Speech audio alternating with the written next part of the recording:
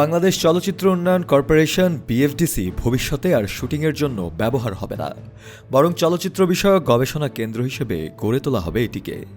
এমন পরিকল্পনার কথা জানিয়েছেন সদ্যবিদায়ী তথ্য সম্প্রচার উপদেষ্টা মাহফুজ আলম।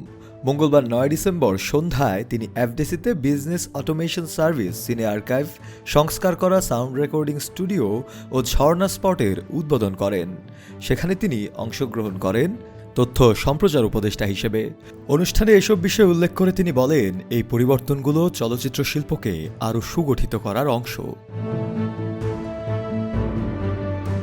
উদ্বোধনী অনুষ্ঠানে প্রধান অতিথির বক্তব্যে মাহফুজ আলম বলেন, সামনে এই এফডিসিতে এসে কেউ শুটিং করবে না, শুটিং করবেন কবিরপুর ফিল্ম সিটিতে।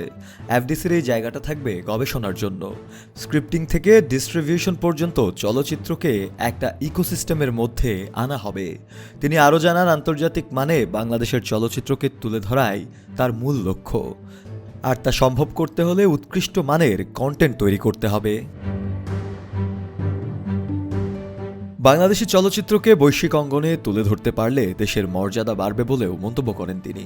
সিনেমা হল একের পর এক বন্ধ হয়ে যাওয়ার প্রসঙ্গে তিনি আশ্বাস দিয়ে বলেন, সিনেমা হল যেহেতু বন্ধ হয়ে যাচ্ছে, সেহেতু প্রতিটি বড় শহরে সিনেপ্লেক্স নির্মাণের পরিকল্পনা রয়েছে আমাদের।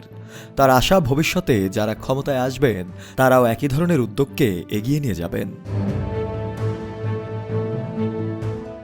এদিকে অনুষ্ঠানের পরদিন ১০ ডিসেম্বর মাহফুজ আলম তথ্য ও সম্প্রচার মন্ত্রণালয়ের উপদেষ্টা পদ থেকে পদত্যাগ করেন।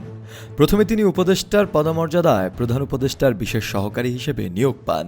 পরে নাহিদ ইসলাম উপদেষ্টা পদ ছাড়ার পর এনসিপির আহ্বায়ক হলে মাহফুজ আলমকে তথ্য ও সম্প্রচার মন্ত্রণালয়ের উপদেষ্টা করা হয়। শফি আল মাওলা, কালের কণ্ঠ।